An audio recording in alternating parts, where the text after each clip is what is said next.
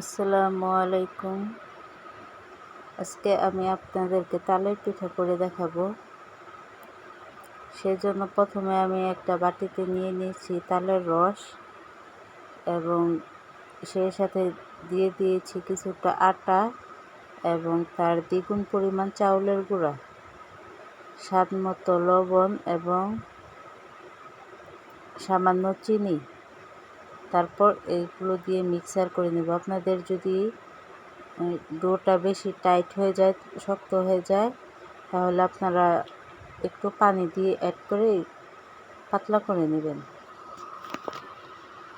তারপর আমি এখানে কড়াইতে তেল দিয়ে চুলোর উপরে বসিয়ে দিয়েছি। চুলোর আঁচ থাকবে মিডিয়াম টু লো হিটে। তারপর আমি ধীরে ধীরে এগুলোকে উল্টে পাল্টে ভেজে নেব। হালকা লালচে কালার হলে, এরকম হলে আপনাদের পছন্দ অনুযায়ী কালার করে মুচমুচে করে আপনারা নামিয়ে নেবেন।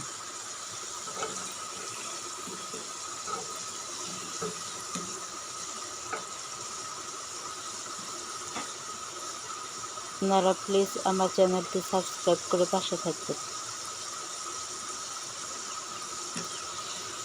এখন আমি আমার পছন্দ মতো কালার চলে এসেছে, এগুলোকে নামিয়ে নেব। দেখুন কতটা মচমচে হয়েছে।